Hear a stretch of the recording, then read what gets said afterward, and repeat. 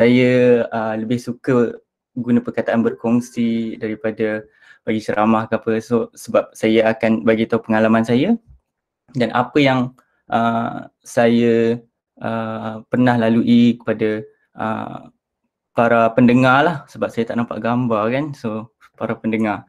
Jadi apa yang saya akan ketengahkan pada hari ini adalah penghargaan Islam terhadap ilmu sains, iaitu satu tajuk yang berlegar ataupun sangat sinonim dengan majoriti daripada pendengar pada hari inilah, sebab kita saya yakin kebanyakan daripada pendengar hari ini adalah pelajar sains gunaan dan pengajian Islam. Okey, sebelum saya mula, saya perkenalkan diri saya dulu, iaitu nama saya Syed Muhammad Daniel bin Syed Muhammad. Saya merupakan alumni SGPI kohort ke-9. Okey, bergraduasi pada tahun 2016, sarjana pengajian Islam dan Sains, pengkhususan bioteknologi. Jadi masa tu saya punya kursus ataupun program 2 tahun asasi dan 4 tahun pengajian Islam lah, sarjana muda. Okey, jadi itu secara ringkaslah apa yang saya sebagai alumni pengajian Islam. Okey, jadi pada hari ini saya akan bahagikan slot ni kepada 2 bahagian, iaitu pertama sorotan ringkas sejarah. Saya tak akan pergi dalam sejarah ni, saya akan bagi beberapa contoh dan juga satu gambaran bagaimana Islam memberi penghargaan kepada ilmu sains melalui sejarah. Okey. Dan juga yang kedua, saya akan berceritalah pengalaman saya. Jadi daripada saya bercerita banyak, saya akan lebih kepada menjawab soalan. Sebab saya takut kamu bercerita banyak kan, melalut-lalut jadi dia off tajuk. So apa yang saya prefer adalah saya akan cerita sikit pengalaman saya, sebab sekarang ni saya sedang menjalani pengajian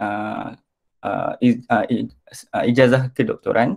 Jadi saya boleh cerita apa yang saya dah lalui sampai sekarang. Okay. Jadi saya akan cerita sikit dan pengalaman ni tak ada slide. Jadi saya akan bagi slide untuk sejarah je, sebab kalau sejarah ni kalau tak ada slide, orang akan jadi boring. So macam orang akan menerawang. Jadi saya letak gambar, jadi ada nota sikit je lah, supaya tak boring lah. Okay. So saya share screen sekarang.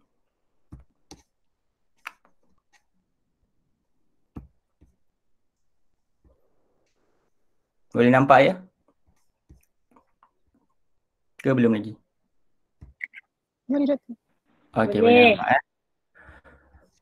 Okey, sebelum saya mula, apa-apa nak tanya ke, angkat tangan ke, jerit ke, tak kisah. Nak jerit pun boleh. Encik Syed, macam dulu kan. Kalau korang ingat. Okey, so saya akan mulakan. So saya sebelum tu saya berterima kasih lah sebab bagi peluang untuk saya berkongsi pada hari ini.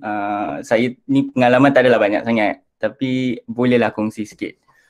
Jadi tajuk pada hari ini adalah penghargaan Islam terhadap ilmu sains, sorotan ringkas sejarah dan pengalaman peribadi oleh saya Muhammad Daniel bin Syed Muhammad. Okey, kita teruskan dengan petikan daripada ayat-ayat suci Al-Quran. Allah berfirman, "Wallazi khalaqalakum ma fil ardi jami'a." Okey, jadi Allah dah sebut dalam Al-Quran. Ini surah Al-Baqarah, surah yang kedua. Jadi Allah dah sebut awal, dia iaitu Allah Subhanahu Wa Taala yang menjadikan semua yang ada di bumi ini untuk kamu manusia. Okey, jadi apa je yang wujud dekat dunia ni, di bumi, adalah untuk manusia. Jadi macam mana manusia nak manfaatkan semua benda yang ada dekat bumi ni? Iaitu dengan kajian, dengan penerokaan, dan semua ni perlu dengan kena ada sifat ingin tahulah. Okay, jadi macam jadi dengan ayat ni Allah dah mula-mula cakap dah bila kamu nak semua benda yang ada di bumi ni adalah untuk kamu. Jadi macam mana kamu nak tahu benda ni bermanfaat ke, mudarat ke? Kamu kena belajar ataupun kena teroka apa benda yang untuk kamu manfaatkan ini. Okey. Okey, ini satu lagi petikan surah Al-Baqarah juga ayat 164. Auzubillahi minasyaitonirrajim. Inna fi khalqis samawati wal ard wa ikhtilafil laili wan nahar. Okey, sesungguhnya pada kejadian langit dan bumi dan pada pertukaran malam dan siang. Nampak pertukaran malam dan siang. Ayat ini saja, okey, saya nak ketengahkan sebenarnya ayat ini saja dia merangkumi banyak bidang ilmu sains terutamanya. Okey, pertukaran malam dan siang itu dah menunjukkan bidang astronomi, iaitu pergerakan bumi yang menyebabkan pergerakan bumi mengelilingi matahari yang menyebabkan kejadian malam dan siang. Wal fulkil lati tajri fil bahri bima yanfa'un nas wa ma anzalallahu min sama'i minal mimma'in. Okey, maksudnya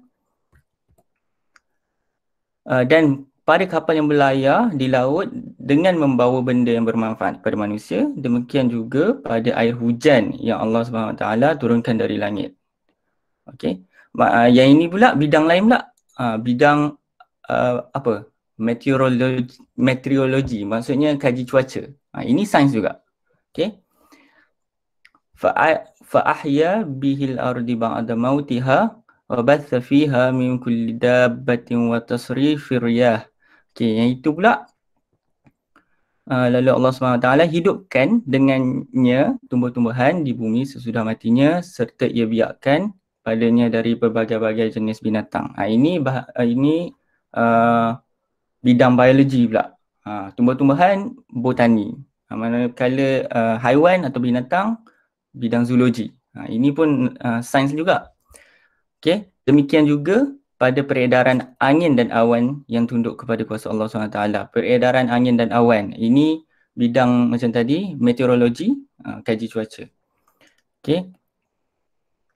Was-sahabis bil musakhkhari baina as-sama'i wal ard la ayati liqaumin yaqilun. Okey, jadi seterusnya terapung-apung yang tunduk kepada kuasa Allah SWT, terapung-apung di antara langit dan bumi, sesungguhnya pada semuanya itu ada tanda yang membuktikan keesaan Allah SWT, kekuasaannya, kebijaksanaannya dan keluasan rahmatnya bagi kaum yang mahu menggunakan akal fikiran. Jadi semua perkara, semua benda yang ada di bumi ini yang Allah ciptakan adalah tanda kekuasaannya. Kita tak payah tengok sekeliling kita lah, kita tengok diri kita pun, kita adalah satu kejadian biologi yang sangat kompleks. Otak, peredaran darah, sel, itu semua pun dah tunjukkan yang kekuasaan Allah yang sangat tak ada batasan. Okay? Dan bagi kaum yang mahu menggunakan akal fikiran. Jadi sesiapa yang nak tahu dan ataupun menghargai kejadian-kejadian ini, dia akan gunakan akal fikiran dia terhadap kejadian-kejadian ini supaya dia boleh dapat manfaat, dapat pengajaran dan juga akhirnya dia akan tahu kekuasaan Allah SWT. Dia sedar yang sebenarnya semua ciptaan ini adalah manifestasi kekuasaan Allah. Okay? Jadi kita terutamanya kita sebagai orang Islam, kita berpegang kepada ajaran Quran dan Sunnah yang dibawa oleh Nabi Muhammad SAW. Okay, jadi Quran tu sebagai tunjang dan macam Sunnah dan yang lain-lain adalah sebagai sumber sampingan. Jadi ini sumber utama kita dan kita perlu jadikan ini sebagai asas untuk kita belajar sains. Okay. Okay, jadi ini penjelasan ringkas ataupun sorotan ringkas je. Saya tak nak pergi dalam sebab saya bukan ahli sejarah dan saya pun nak cakap banyak pun saya takut tersalah fakta. Jadi saya just kongsi macam mana Islam pada tamadun awal, Islam berkembang melalui sains dan saya nak tunjukkan bagaimana sains ni dihargai. Okay.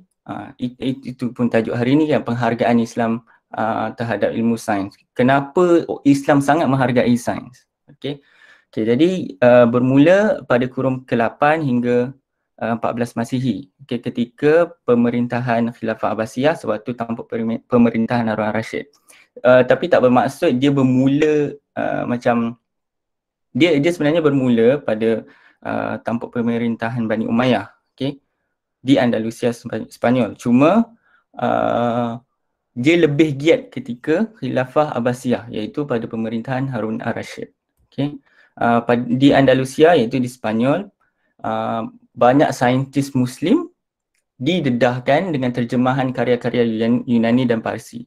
Bila kita tengok tamadun Islam ni dia berkembang melalui sains, dan mula bila ada pendedahan terhadap terjemahan karya-karya Yunani dan Parsi. Maksudnya orang Yunani dan Parsi dah mula dengan penjelajahan atau penerokaan sains ni. Cuma mereka tidak lebih mendalam lah. Mereka banyak spekulasi sebab mereka ada sifat ingin tahu yang tinggi. Jadi mereka cuba untuk menjelaskan apa yang terjadi di alam ini, alam tabi'i ini. Okay. Jadi diorang buat karya. Tetapi saintis Islam bukan sekadar ambil, tapi mereka juga mengembangkan, menghuraikan, juga macam lebih detail dengan kaedah-kaedah yang lebih kukuh.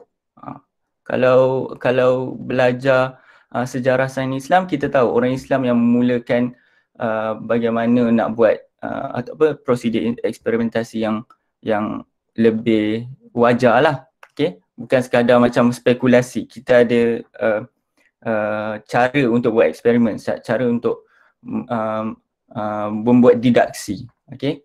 Ilmu mantik semua tu. Okay. Dan daripada situ saintis Islam boleh bangunkan ilmu sains bukan sekadar untuk sifat ingin tahu mereka, bukan sekadar untuk macam mereka macam tengok benda ni, apa benda yang terjadi sebenarnya dan mereka dapat jawapan. Bukan sekadar itu, tapi mereka juga menjalankan tanggungjawab mereka sebagai orang Islam untuk memenuhi tanggungjawab dalam macam mana saya nak cakap, macam contoh untuk waktu solat. Okey, itu adalah tanggungjawab Muslim untuk tentukan waktu solat secara tepat. Jadi itu tanggungjawab sebagai orang Islam dan mereka menggunakan sains dalam perkara-perkara macam ni lah. Okey. Jadi saya bagi beberapa contoh. Saya tak bagi banyak sebab saya rasa kamu semua pun banyak tahu, cuma saya nak bagi satu perspektif lah. Okey. Jadi dalam bidang matematik, Al-Khwarizmi, kita tahu Al-Khwarizmi sangat terkenal dalam bidang algebra. Okey, algebra, matematik, unknown semua tu kan. Okey. Jadi Al-Khwarizmi telah mula menulis kitab. Sebab apa? Sebab kitab dia sebelum tu, kitab dia Al-Mukhtasar fil Hisab Al-Jabar wal Muqabalah, iaitu kitab algebra yang pertama dan untuk pengetahuan, kitab ni dia bukan macam kitab sekarang tau. Kitab matematik yang macam ada persamaan X tambah Y sama dengan kosong atau dia ada persamaan. Tapi ini kitab ni ditulis melalui ataupun menggunakan ayat je. Maksudnya kalau X tambah Y sama dengan kosong tu memang dia tulis ayat. Sebab masa tu tak ada lagi persamaan. Betapa gigihnya kan dia nak menulis ilmu. Jadi kebanyakan ataupun separuh daripada kitab ni sebenarnya adalah berkenaan dengan undang-undang wasiat ataupun faraid. Jadi itu sebab Al-Khwarizmi mula menulis ataupun tulis buku ni sebab untuk mengetengahkan isu wasiat. Jadi nampaklah penghargaan kenapa penghargaan terhadap ilmu sains. Matematik ini adalah satu cabang sains, of course. Jadi ia sangat penting untuk aplikasi dalam isu-isu Islam lah. Okay? Dan dalam buku ini merujuk kepada wasiat. Okay?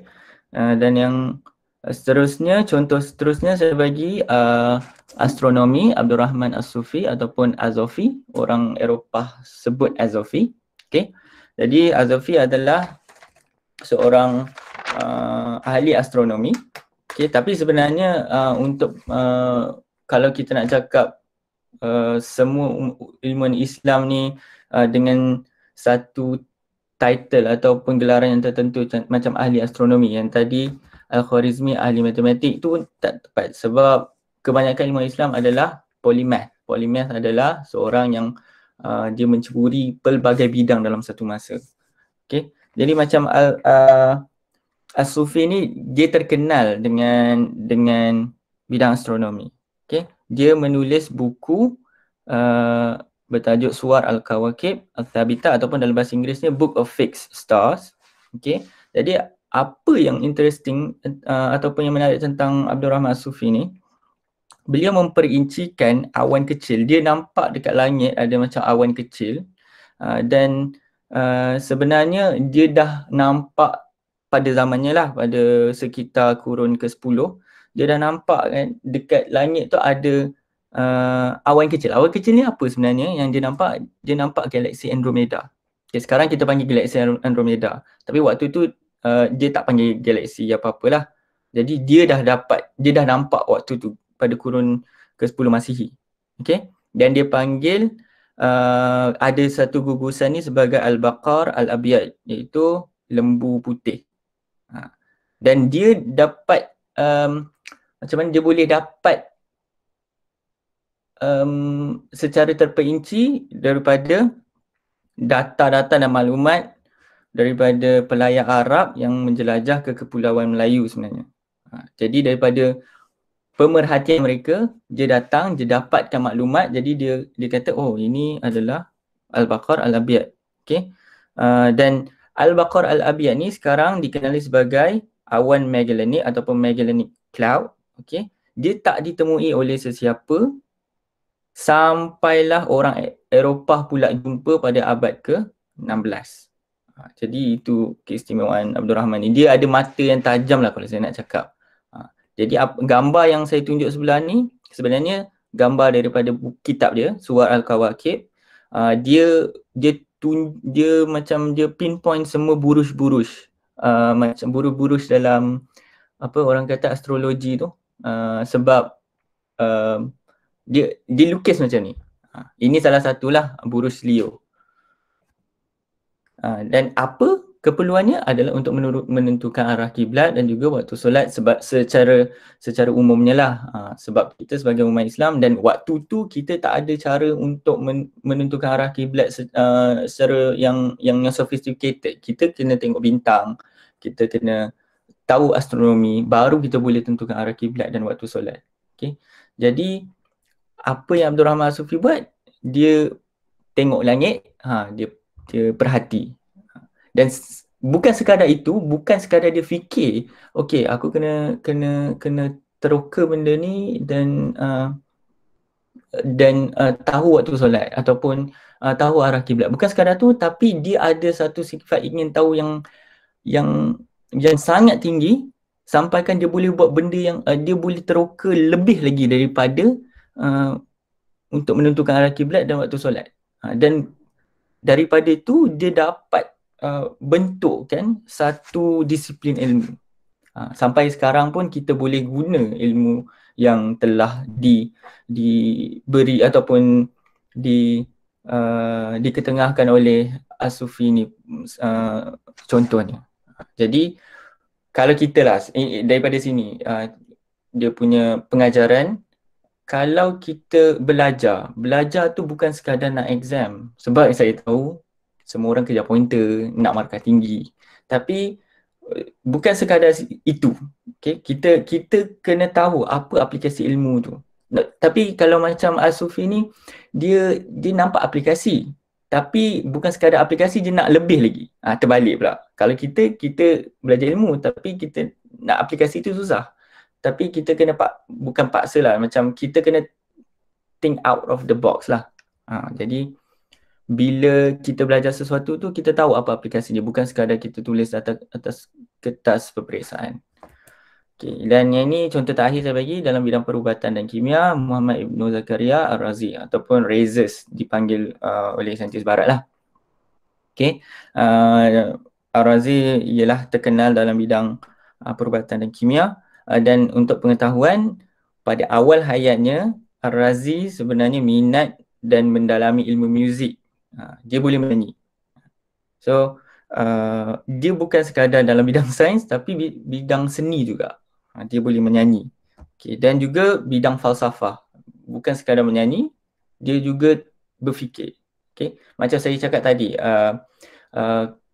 ilmu sains di tamadun Islam, dalam tamadun Islam pada awalnya dimulakan ataupun di-catalyze, dimangkin oleh terjemahan karya-karya Yunani dan juga karya apa satu lagi, karya Yunani.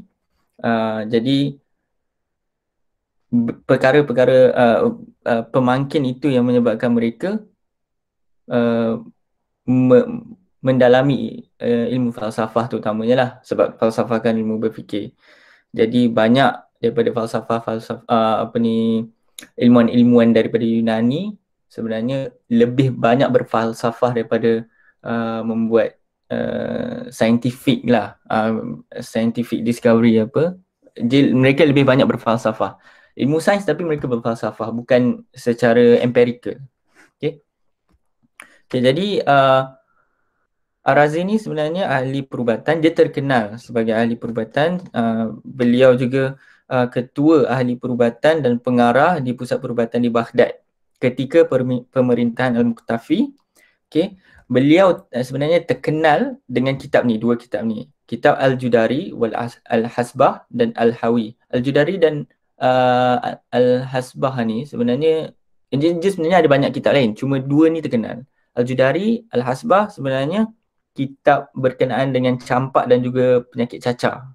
Okay, jadi saintis sekarang tu utamanya mereka sangat kagum dengan kitab ni sebab dia dapat senaraikan simptom secara terperinci dan juga macam mana nak rawat. Macam tu. Okay, dan juga kitab Al-Hawi. Kitab Al-Hawi ni sebenarnya satu set 23 jilid. Kitab perubatan.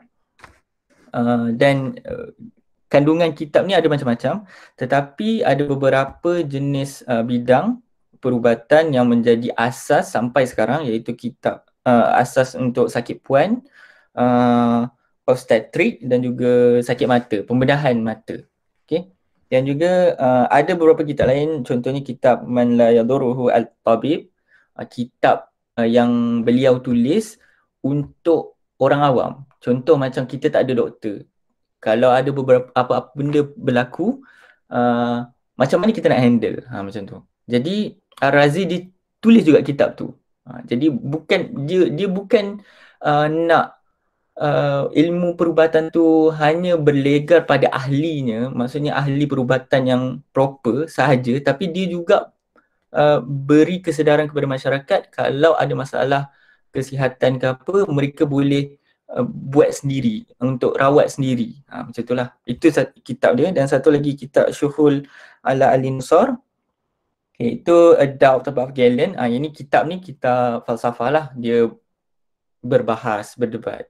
Okay. Jadi macam saya cakap tadi, kebanyakan ilmuwan Islam, hampir semua ilmuwan Islam, mereka sebenarnya polymath. Polymath ni ada banyak bidang, bukan sekadar perubatan. Kalau macam contoh Ar-Razi ni, bukan sekadar perubatan. Dia boleh main muzik, dia boleh berfalsafah, gitulah. Okay, dan juga beliau terkenal dalam bidang kimia, dan beliau juga ada menyenaraikan beberapa radas kimia yang sampai sekarang pun kita guna. Selain itu juga beliau juga memelopor bagaimana untuk menyuling alkohol. Okay. Dan menolak idea magis dan potion, dan juga mengetengahkan kualiti empirik. Apa maksudnya? Maksudnya orang pada zaman dulu, tahun kurun ke-10, kurun ke-9 kan, waktu tu kita tak ada pemikiran saintifik lagi. Jadi apa je yang berlaku, di alam ini kita kalau pelik sikit kita anggap benda tu macam oh ajaib, magic macam tu. Tapi Ar-Razi ni dia ketengahkan sebenarnya ada perkara di banyak pelbagai perkara ataupun kebanyakan perkara di dunia ni, di bumi ni kita boleh explain ataupun kita boleh terangkan dari sudut saintifik. Okey, ini jadi ni, jadi ni. Sebab waktu kegemilangan Islam ni ada satu bidang iaitu alkemi. Alkemi ni bidang kimia sebenarnya.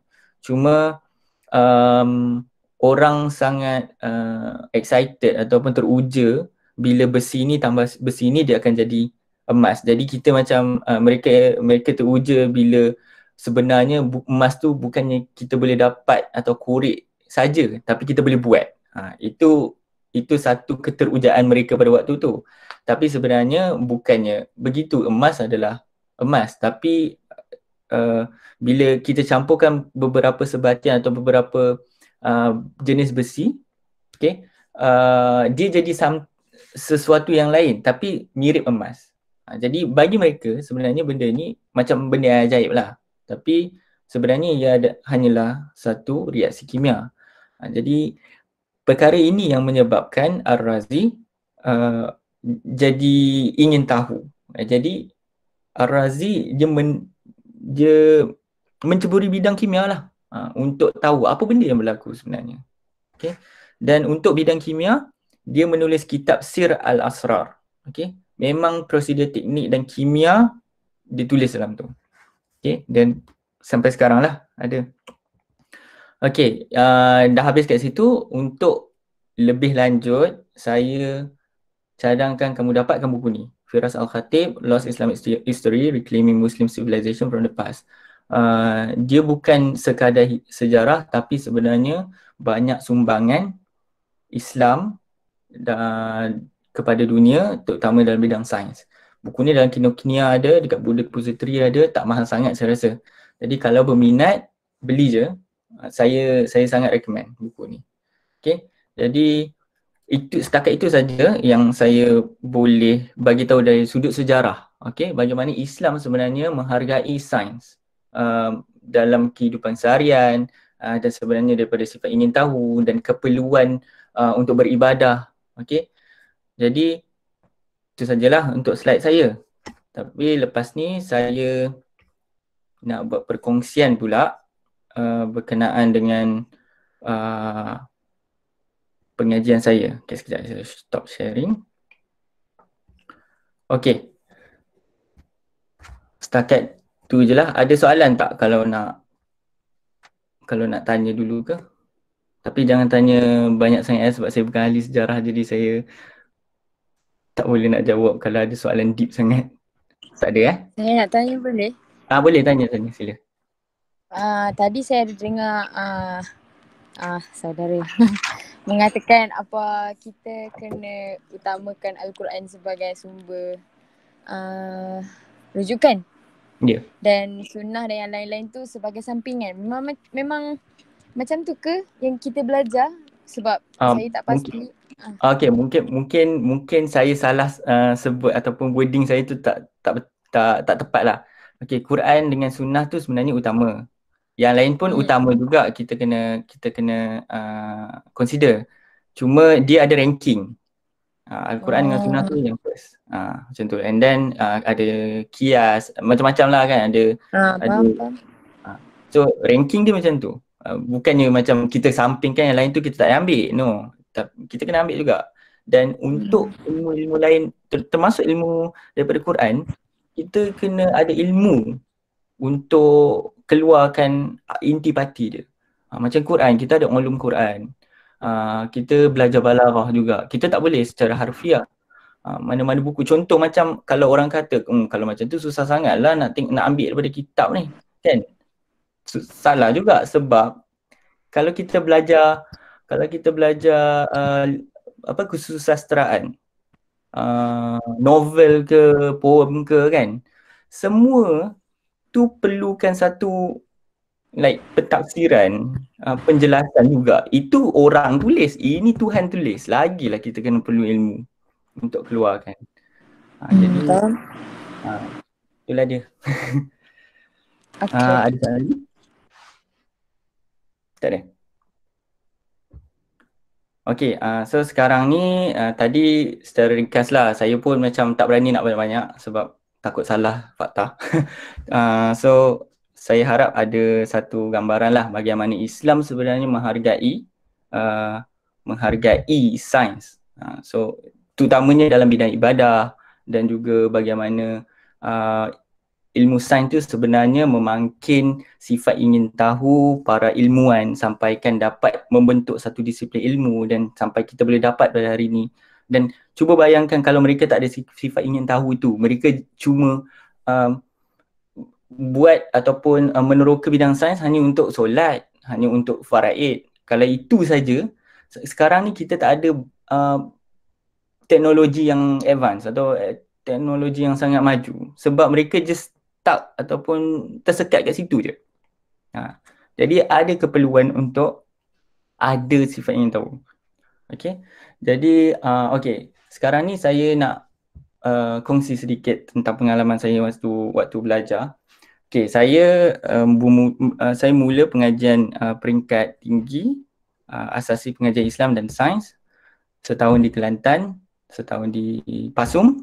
Okay, kemudian saya masuk degree ataupun ijazah sarjana muda pengajian Islam dan sains dalam pengkhususan bioteknologi. Kenapa saya pilih bioteknologi? Sebab bagi saya bioteknologi ni lebih menyeluruh. Kita boleh masuk mana-mana bidang. Kita boleh masuk bidang kimia, kita boleh masuk bidang fizik, kita boleh masuk bidang biologi juga. Memanglah sebab bio kan. Tapi tak bermaksud bidang lain tak boleh masuk bidang yang lain. Sebab sekarang ni bila kita bercakap tentang akademik, kita ketengahkan bagaimana satu ilmu tu boleh diintegrasikan ataupun dikaitkan dengan bidang yang lain. Ataupun orang kata cross field discipline, cross disciplinary study. Macam contoh fizik, dia boleh juga macam buat kajian dengan bidang biologi. Okay. Macam contoh pengalaman saya masa degree, saya buat FYP sebab saya rasa dalam pengajian sarjana muda saya, yang kelas-kelas tu bagi saya bukan tak signifikan, ia memberi ilmu kepada saya, menyiapkan diri saya. Cuma saya lebih berminat kepada FYP saya lah. Sebab FYP saya tu yang memberi peluang kepada saya untuk mula berfikir, buat kajian sendiri. Okay? Jadi saya dulu buat kajian tentang biopolimer yang dihasilkan oleh bakteria, dan polimer ini tak boleh dihasilkan secara sintetik. Jadi kalau kamu ada bahan kimia ni pergi makmal campur-campur, dia tak akan jadi polimer tu. Kamu kena ada bakteria tu juga untuk hasilkan polimer tu. Jadi polimer tu saya hasilkan dekat makmal dan saya berfikirlah macam mana nak dapat, bukan sebab polimer tu dekat dalam sel. Jadi macam mana nak keluarkan dia. And then macam mana nak bagi dia bersih sebab kita dapat polimer tu mentah. Jadi nak bagi bersih dan sebelum kita pakai.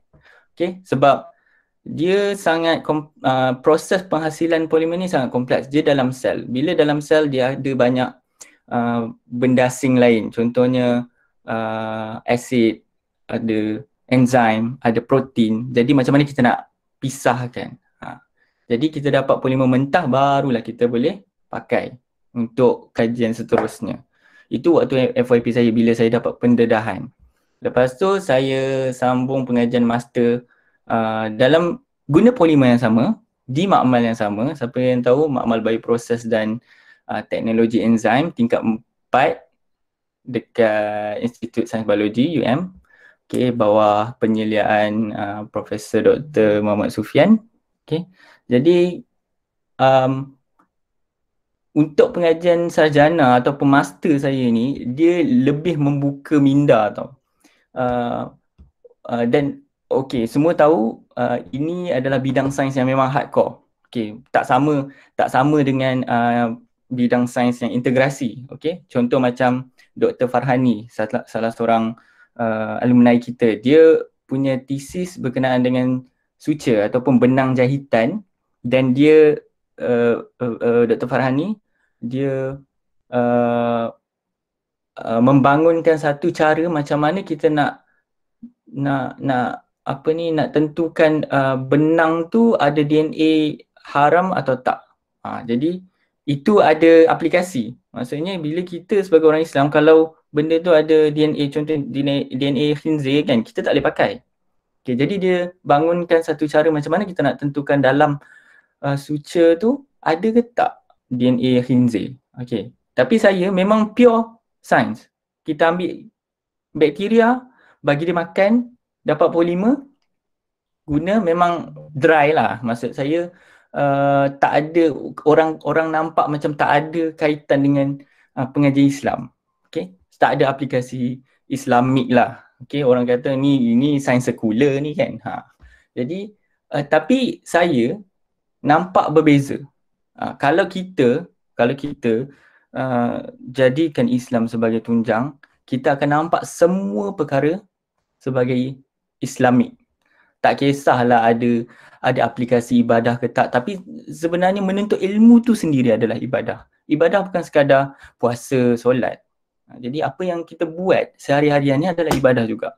Jadi apa yang saya nampak, apa yang saya garap bila duduk makmal tu kan, kita tahu yang sebenarnya semua benda yang kita kaji ataupun apa benda yang di depan saya masa dekat makmal tu adalah ciptaan Allah, terutama bakteria kan.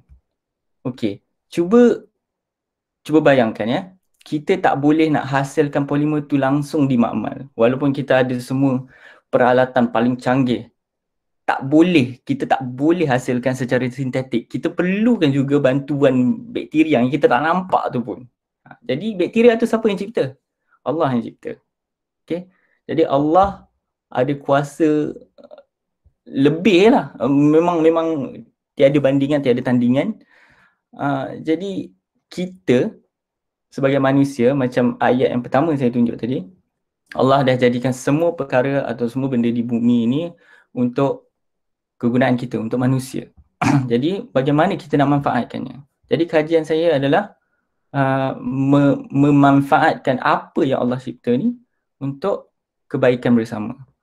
Jadi untuk polimer ni lah secara umumnya, sebenarnya biopolimer ni, kenapa saintis sangat berminat dengan polimer ni, sebab dia punya nilai biodegradasi dia. Okay? Maksudnya dia biodegradable, polimer ni, dan biocompatible. Biocompatible ni maksudnya kalau kita gunakan sebagai satu bahan dalam bidang perubatan, dia sangat compatible. Contoh macam saya sekarang ni, untuk pengetahuan lah, saya sekarang ni di Sheffield, UK, melanjutkan pengajian dalam bidang sarjana kedoktoran. Dalam bidang polimer ni juga, cuma daripada bidang sarjana dulu, master, saya hanya fokus kepada polimer tu saja. Dan bidang tu lebih kepada kimia, sebab saya tengok struktur kimia dia, saya ubah suai dia punya struktur dia supaya akan datang kita boleh guna dalam aplikasi-aplikasi yang lebih maju lah.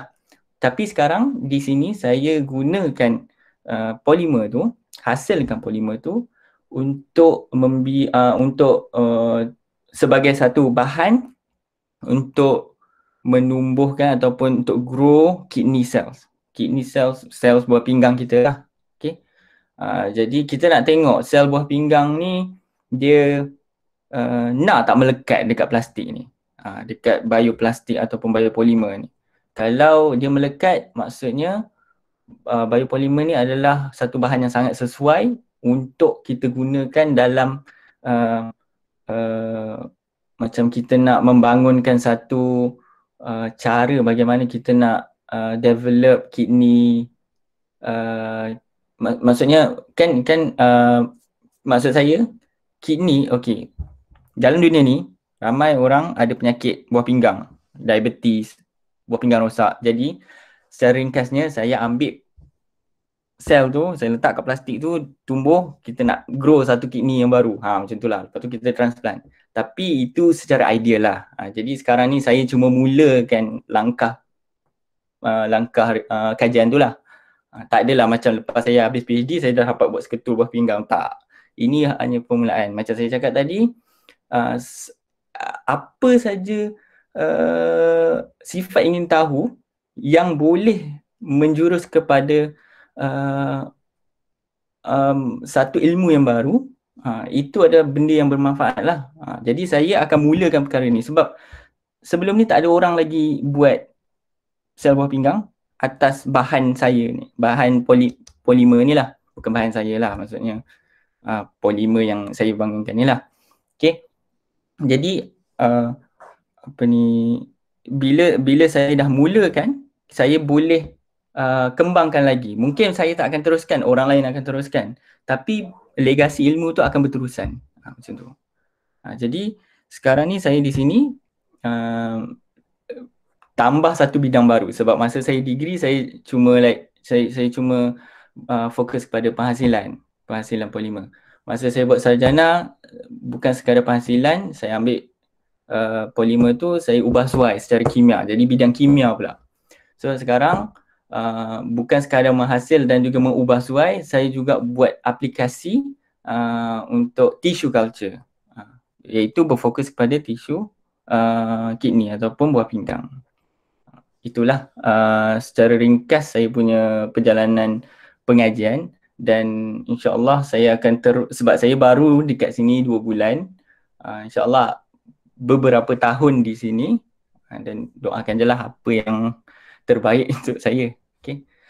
Jadi setakat ni itu yang saya boleh kongsi, dan saya buka kepada soalan kalau nak tanya apa-apa.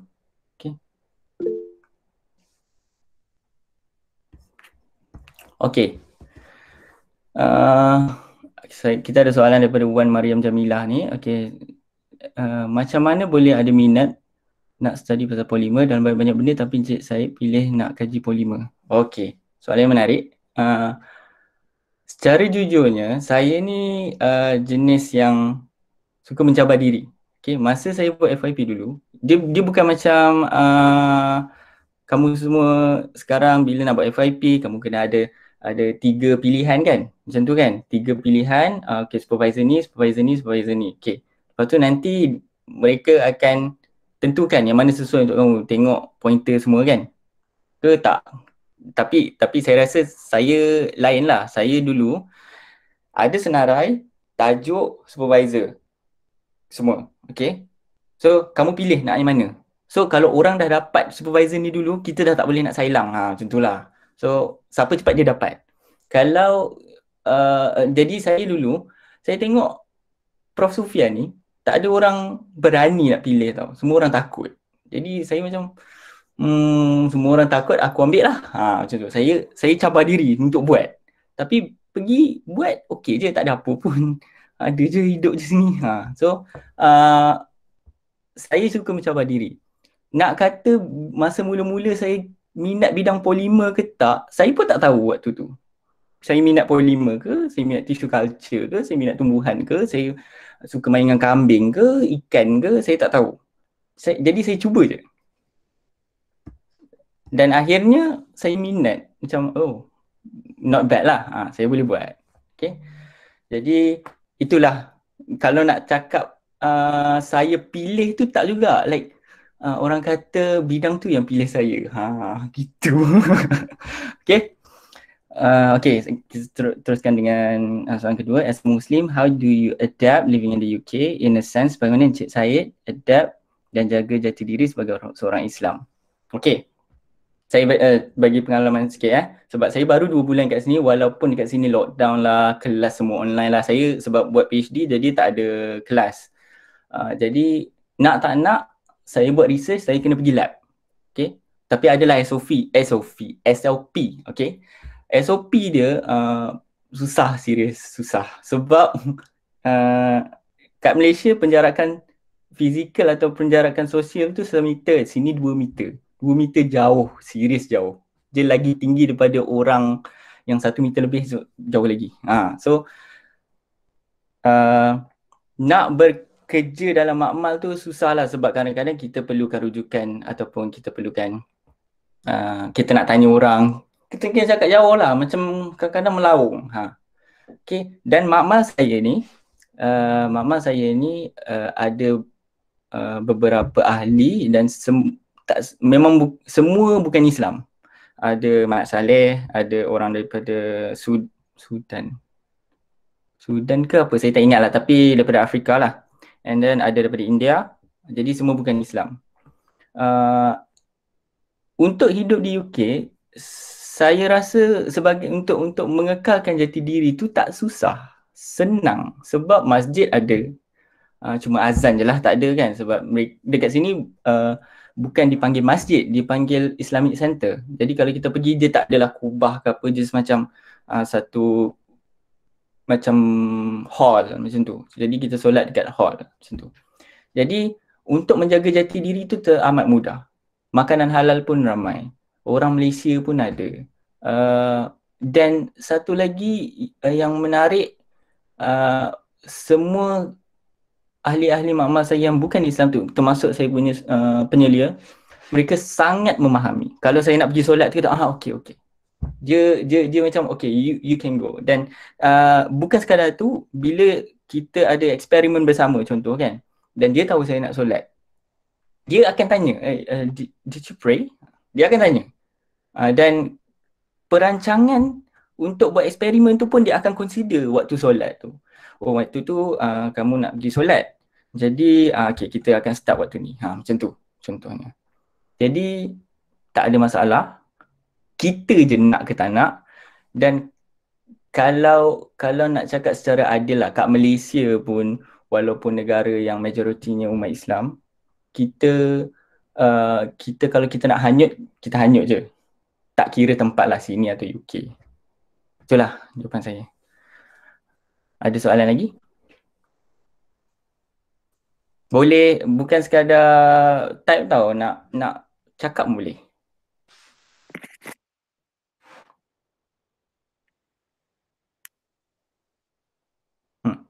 Ada soalan?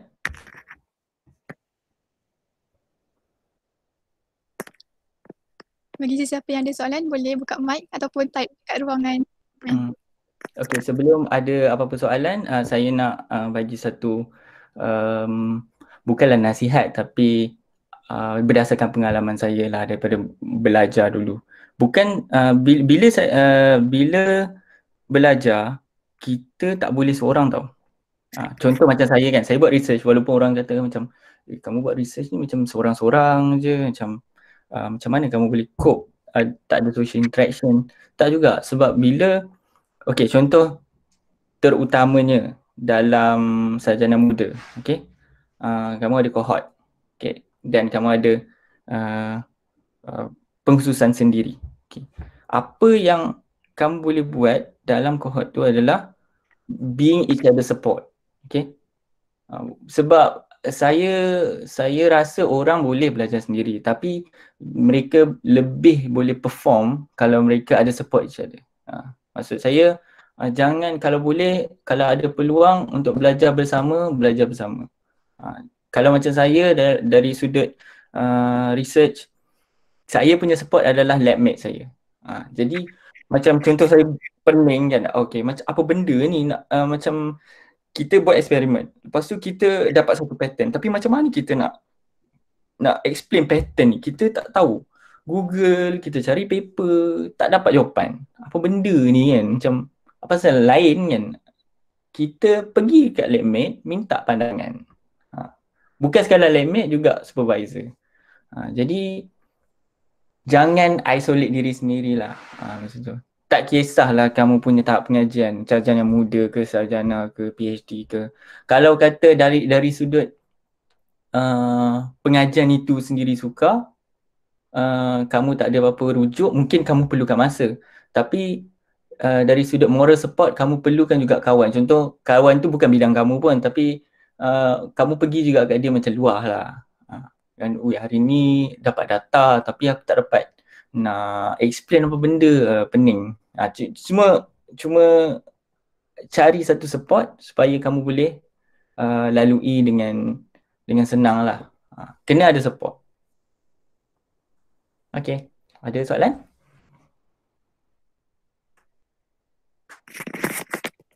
Saya ada satu soalan Aha. pada rakan app. Dan dia tanya, macam mana kalau orang komen atau kritik kenapa tokoh Islam diambil dari karya Yunani? Karya Yunani ni datang dari mana? Adakah karya-karya ini mempelajari Al-Quran? Oh, okay. Dia, okay. Macam ni soalan ni tricky sikit. Saya takut salah jawab. Tapi ini pandangan saya. Okay, karya Yunani sememangnya bukan karya Islam. Orang Yunani kan. Tapi kena tahu ilmu kamu kena ilmu ni kamu kena selektif of course. Okay, daripada mana yang kamu ambil. Tapi mereka ada asas. Okay. Contoh kan ilmu kalam. Ini bukan salah. Kalau ilmu kalam, kita boleh belajar daripada tokoh-tokoh Yunani. Contoh Neoplatism, Plato, Socrates. Mereka ada asas ketuhanan sebenarnya dalam karya-karya mereka. Tapi kita tak bolehlah ambil secara bulat-bulat. Kita kena tapis. Jadi kalau ilmu sains, kita ambil apa yang mereka dah terokai, mereka dah jumpa, kita ambil, kita murnikan dari sudut Islam. Itu yang sebenarnya, bukan kita lah, itu yang sebenarnya ilmuwan-ilmuwan Islam buat. Okay? Dia macam ada satu asas lah untuk kita mula. Sebab kita ada Quran. Okay, ingat kita ada Quran. Quran tu memanglah kita kena ikut. Tapi macam saya cakap tadi, satu sifat ingin tahu menyebabkan orang Islam dia tak tengok dari lingkup dia je ataupun Islam je. Dia tengok juga daripada lingkup lain. Daripada sudut pandang Yunani. Okey. Macam contoh ada satu ilmuwan Islam ni saya rasa Ibn Khaldun kalau saya tak silap. Saya minta maaf kalau saya silap. Dia tulis satu kitab berkenaan dengan benua India, agama Hindu, semua lengkap dalam satu kitab. Adakah disebabkan itu dia convert ataupun dia mengiktiraf agama Hindu? Tak. Hanya sebagai ilmu untuk orang tahu, untuk kita sebagai umat Islam untuk tahu, okey sebenarnya ada lagi peradaban yang lain. Okey. Sebab kita sebagai orang Islam, kita tak boleh dari lingkup kita je. Kita tak boleh terhad. Okay, jadi kita kena perluaskan pandangan. Okay, menjawab tak soalan tu?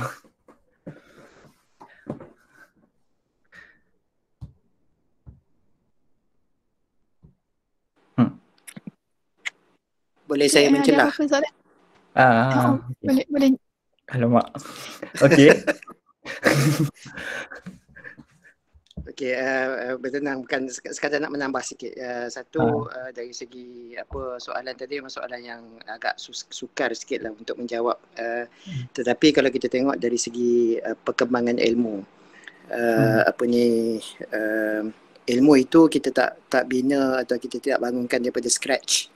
Kita akan ambil apa yang orang terdahulu telah temui, dan ini yang dilakukan oleh sarjana-sarjana Islam dahulu.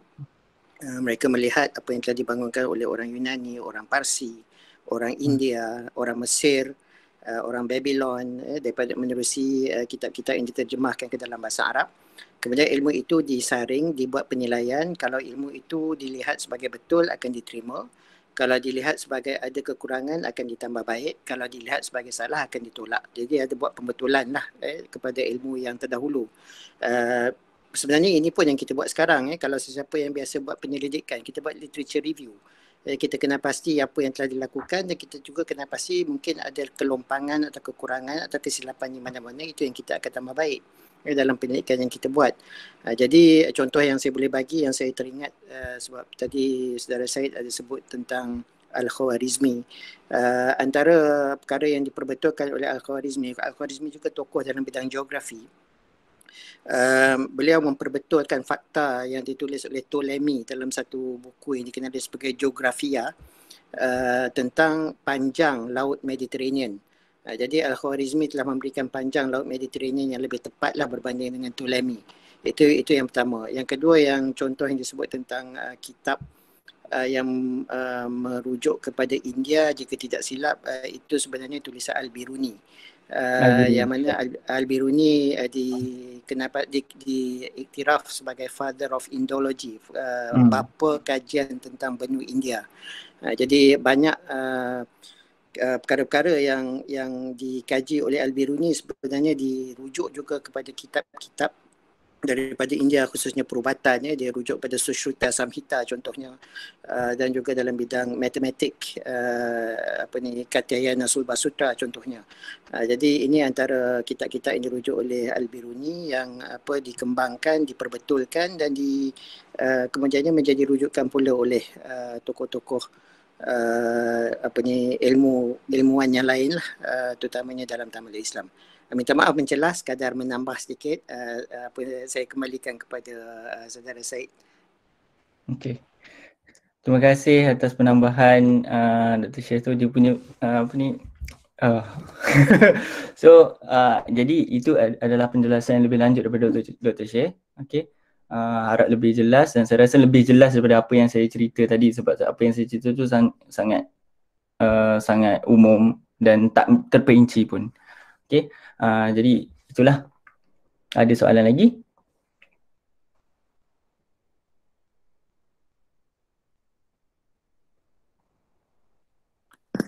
Ada soalan lagi daripada rakan-rakan SCPI? Okey, ada. Ada di ruangan. Okey. Waalaikumsalam. Saya hendak bertanya sedikit, apakah nilai-nilai utama daripada ilmuwan sains semasa zaman kemuliaan tamadun Islam yang kita boleh cuba terapkan bagi proses penelitian makmal kelas lapangan di mana pun mengingatkan kita pada Yang Maha Esa. Nilai-nilai utama, saya ada sebut beberapa juga tadi. Satu, sifat ingin tahu. Okay? Dan yang kedua, sifat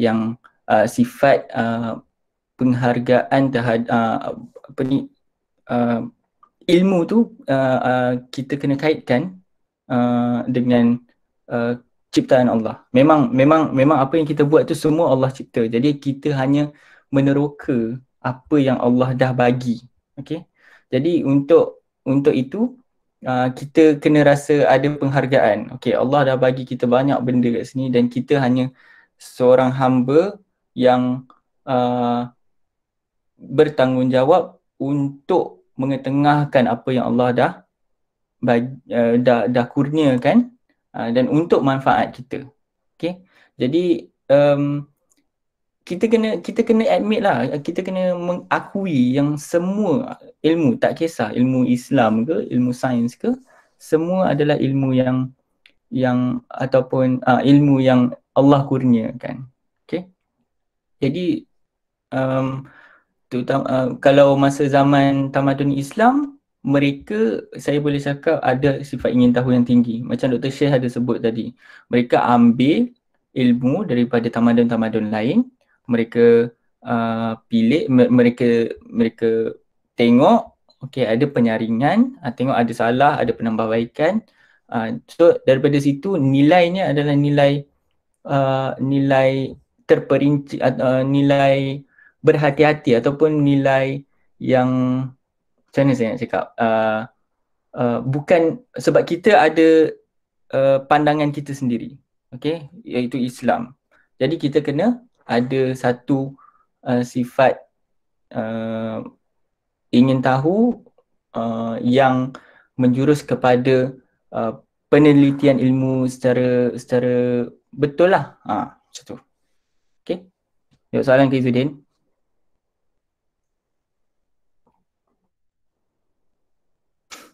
Okey.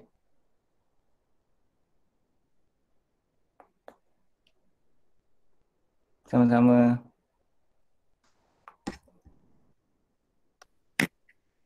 Okey, jadi saya kira itu soalan terakhir daripada rakan-rakan SCPI kita pada hari ini. Jadi sebelum penutup kata, sekali lagi saya menjemput Encik Said untuk hari ini. Untuk apa? Minta maaf. Dia tersekat tadi. Untuk simpul, Oh, untuk simpul. untuk simpulkan perkongsian pada hari Okey, kesimpulan saya ringkas, lebih kepada jawapan pada soalan Izzuddin tadi. Apabila kita mendalami sesuatu bidang ilmu, kita kena terapkan sifat ingin tahu terutamanya, supaya apa yang kita buat tu ada kelangsungan. Okey, ada orang yang dia buat sesuatu, dia belajar tapi dia tak tahu bila nak apa tujuan dia belajar. Okey. Jadi untuk kita tahu satu ilmu tu, kita kena tahu dia punya kelangsungan. Lepas kita belajar, okey, apa pula? Macam contoh kalau kita buat satu kajian, okey, apa manfaat dia? Okey.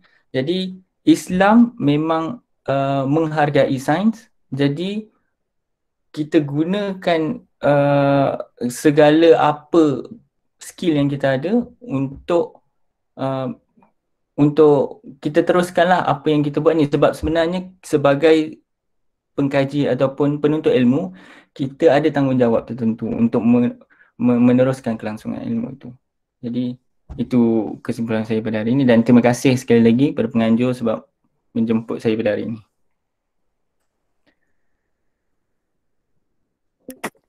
Okay, terima kasih saya ucapkan kepada Encik Syed atas perkongsian pada hari ini. Semoga kita semua dapat manfaat di atas perkongsian tersebut. Jadi kita tutup majlis kita dengan surah Al-As dan tasbih kafarah.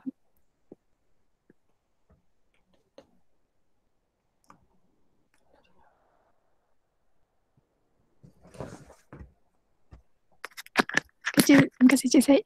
Okey, terima kasih juga semua.